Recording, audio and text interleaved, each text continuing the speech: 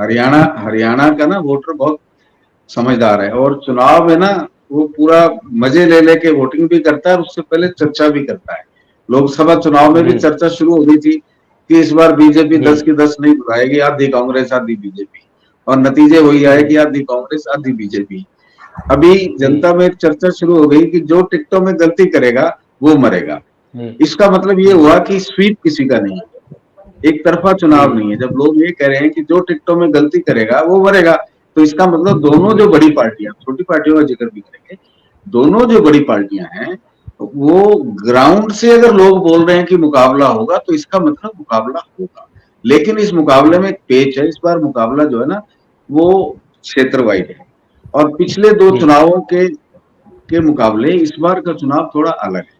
पिछले चुनाव में जी जेजेपी मध्य हरियाणा में बहुत अच्छा प्रदर्शन कर गई थी, और जी इनेलो ने भी अपने अपने जिले में वोट परसेंटेज बड़ा अच्छा लिया था। इस बार जी ऐसा नजर आ रहा है, टिकटों में कुछ गड़बड़ हो जाए और उनको मदद मिल जाए छोटी पार्टी को, तो अभी 10 दिन बाद पता लगेगा। लेकिन आज की डेट में ऐसा नजर आ रहा है कि मोटे तौर पे हरियाणा में चुनाव जो है वो बीजेपी और कांग्रेस के बीच में है, और कांग्रेस जी अपने क्षेत्र में अच्छी तरह मजबूत है। और कहीं कहीं जैसे शुरू में लग रहा था कि बीजेपी जीटी रोड पे काफी इस बार बीजेपी को डेंट लगेगा, मैं वो सारी परिस्थितियां लोकसभा सीट वाइज एक बार खोलना चाहूंगा। हमारे हरियाणा जी में जैसे 10 लोकसभा वाइज 10 सीटें हैं, और हर जी लोकसभा में 9 विधानसभा सीटें हैं।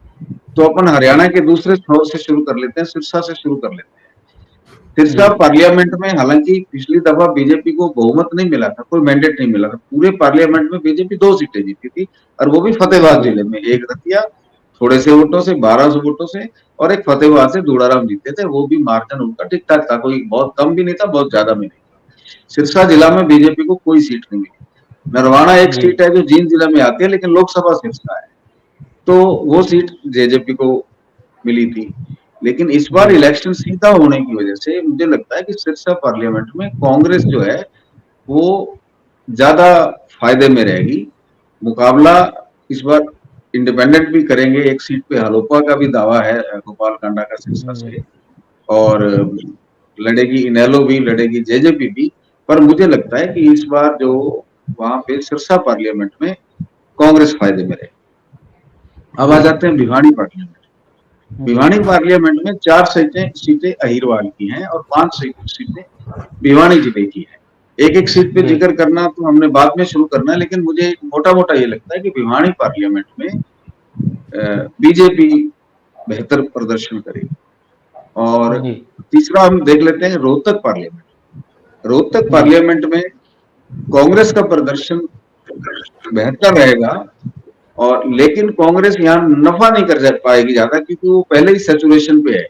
पूरे जी पार्लियामेंट में 2 सीटें कांग्रेस के फोल्ड से बाहर हैं, एक इंडिपेंडेंट जीता महम से बलराज कुंडू, और जी एक कोसली सीट थी, बाकी सारी सीटें कांग्रेस के पास है। तो नंबर्स के मामले में कांग्रेस इससे ज्यादा कितना फायदा ले पाएगी मुझे नहीं लगता। सैचुरेशन है, एक आध सीट प्लस माइनस भी हो सकती है, लेकिन बीजेपी के मुकाबले में यहाँ पे कांग्रेस मुझे मजबूत लगती है। अब आ जाते जी हैं फरीदाबाद पार्लियामेंट। फरीदाबाद जी पार्लियामेंट में 2 जिले हैं, पलवल फरीदाबाद। फरीदाबाद की 6 सीटें हैं और पलवल जिले की 3 सीटें। यहाँ मुझे लगता है कि बीजेपी का एज रहेगा, लेकिन कांग्रेस बहुत ज्यादा दूर नहीं रहेगी। कुछ जी ना कुछ कांग्रेस को फायदा होगा। पिछली दफा कांग्रेस को वहां से कुछ ज्यादा हासिल नहीं हुआ था, एक सीट इंडिपेंडेंट पर्थला वाली पलवल जिले में से जीत गए थे, और हथीन और पलवल बीजेपी जीत गई थी। होडल होडल सीट भी उसी पार्लियामेंट में पलवल जिले में आती है, और पृथला फरीदाबाद जिले में आती है, थोड़ा बोलने में फर्क होता है। तो कुल मिला के मुझे फरीदाबाद में बीजेपी आगे लगती है। जी सोनीपत मुझे वैसे मिक्स लगता है, पर फिर भी मुझे लगता है कि कांग्रेस बीजेपी के मुकाबले में बेहतर प्रदर्शन करेगी। सोनीपत पार्लियामेंट में दूसरी पार्टियों के प्रदर्शन की, अच्छे प्रदर्शन की कोई संभावना नजर नहीं आती। कोई छिपा रिश्तम निकल जाए तो अलग बात है। तो यहाँ पे भी थोड़ा कांग्रेस को एज रहेगा। उसके बाद जी जीटी रोड की आ जाती है करनाल पार्लियामेंट। जी अगर बीजेपी में टिकटों को लेकर कोई विद्रोह नहीं हुआ तो आज तो मुझे करनाल पार्लियामेंट में 21-19 का चुनाव लगता है। 21 बीजेपी लगती है और 19 कांग्रेस लगती है।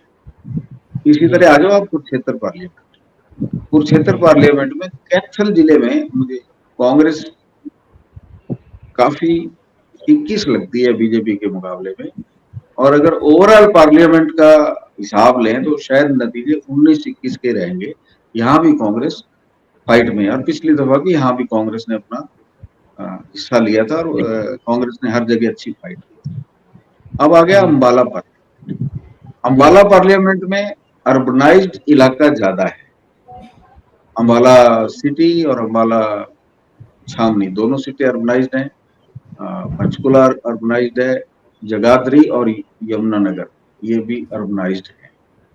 और लोकसभा चुनाव यहाँ पे जीता है कांग्रेस ने, तो इसलिए यहाँ कांग्रेस को आप आउटराइट नहीं कर सकते, राइट ऑफ नहीं कर सकते और इग्नोर भी नहीं कर सकते। यहाँ भी बीजेपी और कांग्रेस में अच्छी टक्कर रहेगी। 19-21 का चुनाव है।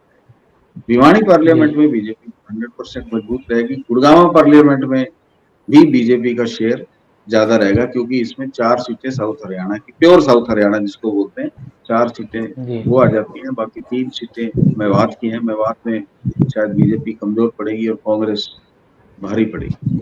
इस बार सोना सीट पे भी मुकाबला होगा। पिछली दफा ये सीट बीजेपी ने जीती थी। तो एक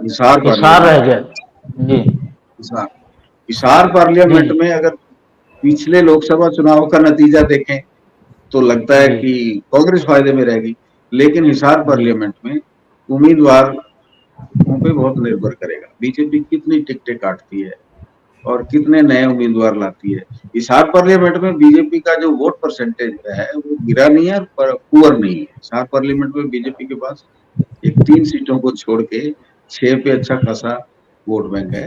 तो ये भी पार्लियामेंट पूरी एक तरह से 19-21 में ही जाएगी। हरियाणा की हर राजनीतिक खबर के विश्लेषण के लिए हमारे चैनल जनमत हरियाणा को लाइक, शेयर और सब्सक्राइब करना ना भूलें। साथ ही बेल आइकन को भी प्रेस कर लें ताकि हर वीडियो की अपडेट आप तक पहुंचती रहे।